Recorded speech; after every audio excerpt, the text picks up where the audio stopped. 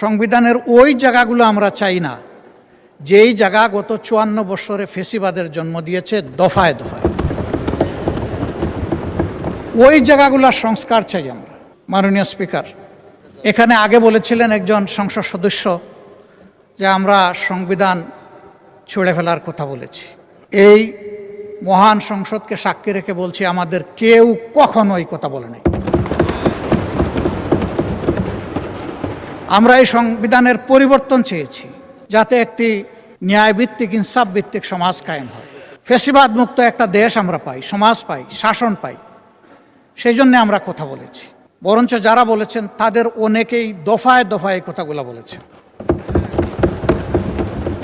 একজন সম্মানিত সদস্য আজকেও বলেছেন, আমরা কিন্তু কখনো বলিনি আমরা সংবিধান বিরোধী নই।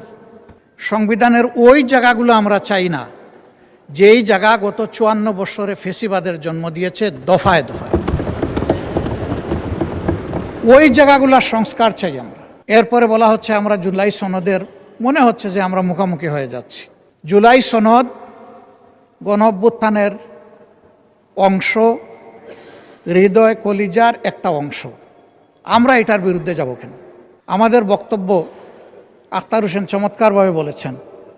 আমাদের বক্তব্য হচ্ছে যে আমরা অর্ডার মানি, আমরা অভ্যুত্থানের বাস্তবতা মানি, আমরা গণভোট মানি, আমরা গণভোটের মাধ্যমে যে সংস্কার পরিষদ হওয়ার কথা তা মানি, আমরা প্রয়োজন ক্ষেত্রে সংবিধানের সংশোধন মানি, আমরা জুলাই সনদ সুন্দরভাবে বাস্তবায়নের বিষয়টা মানি।